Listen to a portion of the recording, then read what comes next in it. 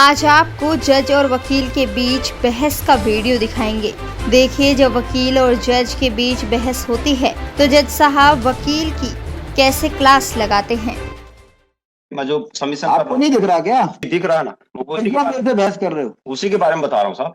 आप बताओगे? आप कहीं सिग्नेचर हैं? जो लाइनें बाद में टाइप हुई हैं उस पर सिग्नेचर हैं किसी के? क्या दिख रहा है आपको? जहाँ पे गैप है, एग्रीमेंट तैयार हुआ आपको है, बिल्कुल भी नहीं दिखता क्या? तो आप मुझे सुनेंगे कि नहीं सुनेंगे? क्या सुनने से फायदा होगा जब आप बोल ही नहीं रहे मतलब की बात? आप पहले एग्रीमेंट देख के इसके बारे में बोलो। लो जी। आपके काम जो है, आप बहस कर रहे हो। आप यहाँ किसी भी व्यक्ति को दिखा लीजिए, यहाँ 20 आदमी बैठे हुए हैं, आपको नहीं लगेगा कि ये आदमी ने कितना गलत किया? नहीं, उसके पीछे आप कोर्ट में आ कैसे गए? आप उसके पीछे कुछ और तो देख लें। कुछ देखने की जरूरत ही नहीं, पीछे जब आगे ही दिख रहा है तो। बड़ा फर्जीवाड़ा करने के बाद आप हाईकोर्ट में निवेदन कर रहे हो। स्पेशल परफॉर्मेंस के मैटर में डिस्क्रिशनरी डिग्री है, हम 100% आपकी अपील खारिज करेंगे। जी, आप चाहे जितनी बहस कर लीजिए। ये सुप्रीम कोर्ट जजमेंट जो मैंने दिया है, आपको समझ में नहीं आता सुप्रीम कोर्ट जजमेंट क्या है और ये आपका केस क्या है? आपको अपनी आंखों से नहीं दिख रहा? आप बहस कर रहे हो। आप नहीं दिख रहा है ना सर। फिर दिख रहा है तो बहस क्यों कर रहे हो आप? मेरा थोड़ा सा निवेदन तो सुन लें। आप निवेदन क्या करोगे? तो इतना जो है गलत काम के अंदर आप निवेदन, कुछ है नहीं उसमें। वो तो आप बोलो तो आपके खिलाफ 420 का मुकदमा कायम करने का और आदेश कर दूं। तो जजमेंट दिखा दिया, देखो कुछ है नहीं उसमें। वो तो आप बोलो तो आपके खिलाफ 420 का मुकदमा कायम करने का और आदेश कर दूं। थोड़ा सा निवेदन सुन लें। बताओ, करो निवेदन। जी। आपको अपनी आंखों से नहीं दिख रहा? आप बहस कर रहे हो। आप नहीं दिख रहा है ना सर। फिर दिख रहा है तो बहस क्यों कर रहे हो आप? मेरा थोड़ा सा निवेदन तो सुन लें। आप निवेदन क्या करोगे? तो इतना जो है गलत काम के अंदर आप निवेदन करोगे? इतना बड़ा फर्जीवाड़ा करने के बाद आप हाईकोर्ट में निवेदन कर रहे हो। स्पेशल परफॉर्मेंस के मैटर में डिस्क्रिशनरी डिग्री है, हम 100% आपकी अपील खारिज करेंगे। जी, आप चाहे जितनी बहस कर लीजिए। ये सुप्रीम कोर्ट जजमेंट जो मैंने दिया है, आपको समझ में नहीं आता सुप्रीम कोर्ट जजमेंट क्या है और ये आपका केस क्या है? आपको आंखों से नहीं दिखता क्या? इतना असत्य काम जो है, आप बहस कर रहे हो। आप यहाँ किसी भी व्यक्ति को दिखा लीजिए, यहाँ 20 आदमी बैठे हुए हैं, आपको नहीं लगेगा कि ये आदमी ने कितना गलत किया? नहीं उसके पीछे आप कोर्ट में आ कैसे गए? आप उसके पीछे कुछ और तो देख लें। कुछ देखने की जरूरत ही नहीं, पीछे जब आगे ही दिख रहा है तो। आगे देख लें, मैं जो सबमिशन कर रहा आपको हूँ। नहीं दिख रहा क्या? जी दिख रहा है ना, वो कितना देर से बहस कर रहे हो? उसी के बारे में बता रहा हूँ साहब। आप बताओगे? आप कहीं सिग्नेचर हैं? जो लाइनें बाद में टाइप हुई हैं उस पर सिग्नेचर हैं किसी के? क्या दिख रहा है आपको? जहाँ पे गैप है, एग्रीमेंट तैयार हुआ आपको है, बिल्कुल भी नहीं दिखता क्या? तो आप मुझे सुनेंगे कि नहीं सुनेंगे? क्या सुनने से फायदा होगा जब आप बोल ही नहीं रहे मतलब की बात? आप पहले एग्रीमेंट देख के इसके बारे में बोलो। लो जी। इसका कोई आपके पास एक्सप्लेनेशन है? दे दो इनको एक फाइल।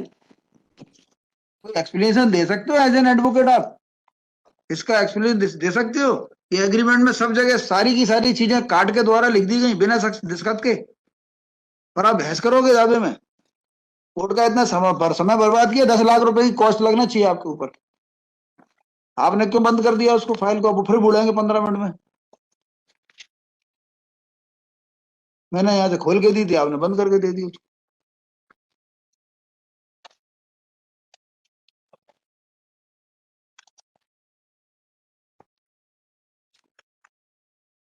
जहां जहां रखवा लिखा है वहां कुछ काट पीट दिख रही है आपको? मुंह से बोलिए जोर से, इस पे आइए माइक पे। जी। बोलो, काट पीट दिख रही है जहां रखवा लिखा है वहां? दो बातें दिख रही है नहीं दिख रही? जो कहते हुआ मैं बोल देता हूँ। बोलो ना। नहीं, आप जो बुलवाना आपको दिख रही है क्या? काट पीट दिख रही है क्या? हर जगह दिख रही है कि नहीं दिख रही? जहां जहां ये रकबा लिखा है वहां। जी, रकबा में खाली जगह भरा गया है। खाली जगह भरने, खाली जगह भरा गया है वो अलग मैटर है। पहले जो लिखा था उसको काट के दूसरा लिखा गया है कि नहीं लिखा है? पहले ये बताओ। काट के दूसरी जगह लिखा है। दोनों जगह लिखा है कि एक जगह लिखा है? दो जगह लिखा है। उसके बाद जो 2 लाइनें टाइप है वो दूसरी स्याही से टाइप है? ये नहीं कह सकते। एक मिनट, आप आइए, कोई भी एक जना खड़ा हो जाइए। आप क्या बात कर रहे हो? क्योंकि मशीनरी। आप आइए, खड़े होइए मिस्टर, पीछे बैठे आप, इनको बताइए आप। ये लाइट चाहिए। एक मिनट, ये बोलेंगे माइक पर, जोर से बोलिए, क्या दिख रहा है आपको? Merely because you are counsel for appellant, कुछ भी बोलोगे। अब देखिए इसमें क्या क्या अलग अलग दिख रहा है। खंडिका 1 में जो शुरू की 5-4 लाइनें हैं वो डार्क हैं। कितनी डार्क है? रात और दिन का अंतर है कि नहीं? हाँ, काफी डार्क हैं। और उसके बाद लास्ट की 2 लाइन जो है वो यहाँ रकबा लिखा हुआ है पूरा कटा हुआ है, पहले हाथ से लिखा था, बाद में टाइप से ऊपर करके बढ़ा के लिखा गया है। जी काट के अब ऊपर बैठ जाइए लिखा पीछे, गया। आप बैठ जाइए, इनको नहीं दिख रहा। मैं ये कह रहा हूँ साहब, आप क्या एग्रीमेंट करेंगे जब आप? तैयार हुआ तो खाली जगह छोड़ा गया। चलिए वापस दे दीजिए देखिए। फाइल, बहस करिए। कौन से जज ने बता दी? आप देखते ही नहीं हो, सेकंड अपील में खड़े हो, कहाँ खड़े हो आप? वही बहस कर रहे हो जो कभी तहसील ट्रायल कोर्ट में की होगी। हमें अच्छा नहीं लग रहा ट्रायल कोर्ट के खिलाफ कुछ लिखना। आपके खिलाफ कुछ लिख नहीं सकते, मेरा बताइए, मेरा बोलो, निवेदन- बहस करिए। जी, मेरा निवेदन ये है, सुप्रीम कोर्ट का जजमेंट है, वही कह रहा है कि आप ये देखना पड़ेगा कि जो चेंज है, पहली बात तो उसकी इंफॉर्मेशन में हुआ है। पैरा बताइए ट्रायल सुप्रीम कोर्ट का जी, इसी संबंध में। ठीक है, इसी संबंध में।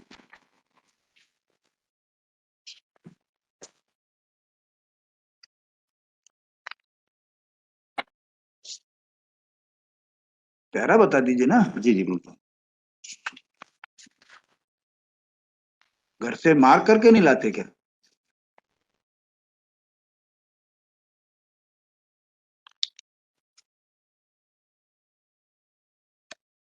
क्या बताओगे आप? पैरा रहने दो, हम देख लेंगे।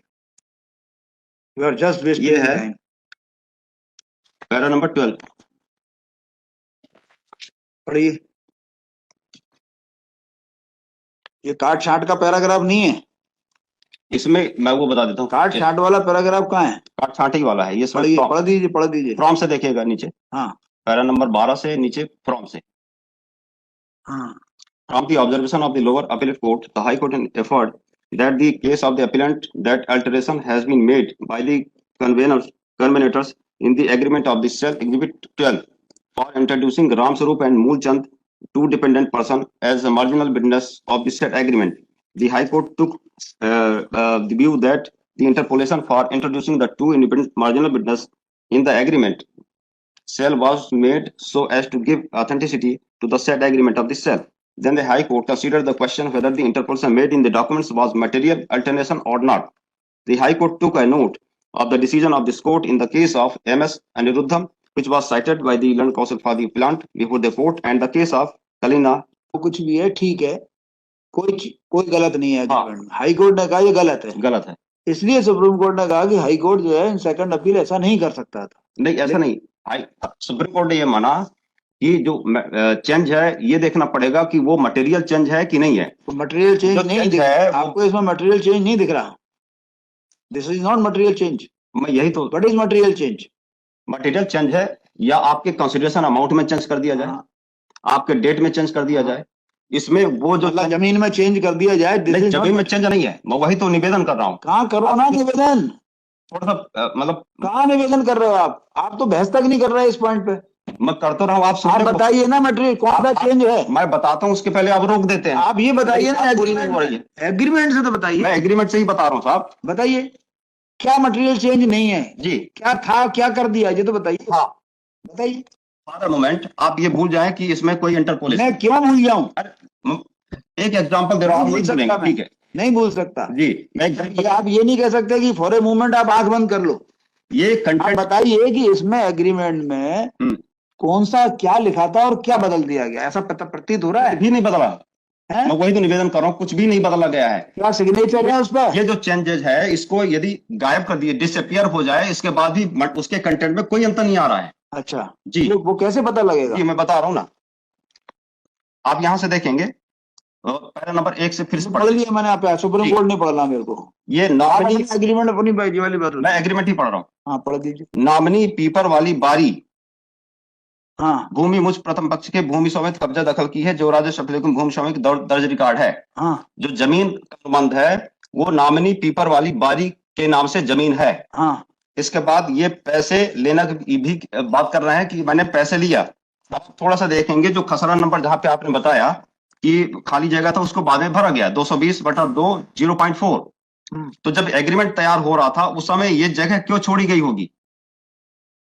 ये इसलिए छोड़ी गई या तो ये बात है, मैं केस से हट के बात कर रहा हूं, या तो ये हो सकता है गांव की पोजीशन में कि इसको याद नहीं रहा होगा, रीड पुस्तिका या डॉक्यूमेंट्स मंगाने के बाद उसने फिर सामने बैठ के और दूसरी टाइपिंग मशीन से इसने टाइप करवाई होगी। अदरवाइज ये गैप नहीं छोड़ी जाती। गैप छोड़ने का मतलब है कि दोनों पार्टी ये जानते हैं कि किस जमीन का सौदा हो रहा है। पीपर वाली बारी, इसके एविडेंस में आइएगा, एविडेंस में तुलसीदास में कि पीपर वाली बारी यही है जमीन। You are right.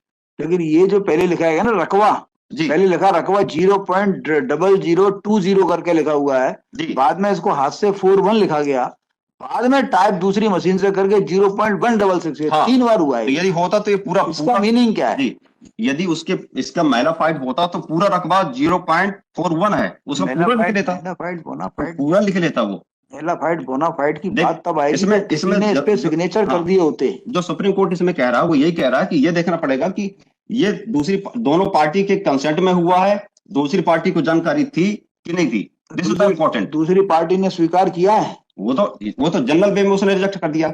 देखिए, ये एग्रीमेंट को उसने जनरली रिजेक्ट किया कि मैंने नहीं किया, ठीक है। तो अब इसमें पूरा का पूरा देखना पड़ेगा कि ये इसकी जानकारी में था कि नहीं था।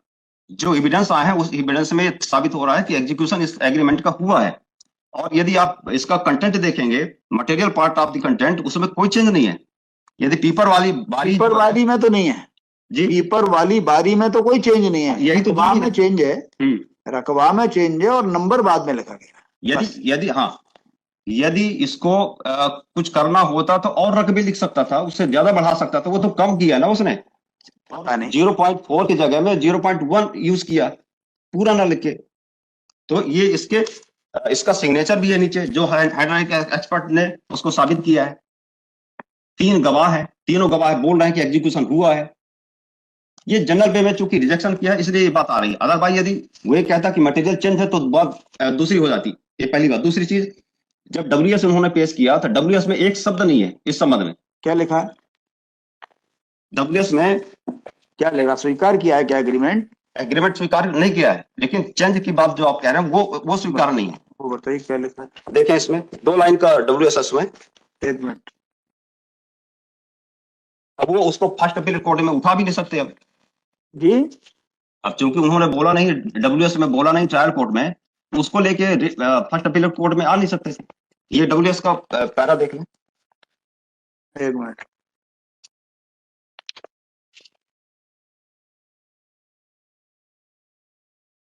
प्रतिवादी क्रमांक 1 और 2। इसमें जवाबदारी पे नहीं लगाया आपने, लेग लगाया क्या? मैंने भी पेश किया, उसमें देख लीजिए होगा। चल, लगा पढ़ो, वो जवाब आओ पढ़ो जी। ये 1 से 13 तक के जनरल डिनाइल है, वो विशेष कथा में पढ़ रहा हूँ। नंबर 14, यह कि ग्राम देवरी स्थित आराजी खसरान 220/2 रकबा 0.166 हेक्टेयर भूमि प्रतिवादी क्रमांक 1 की पुश्तैनी आराजी है।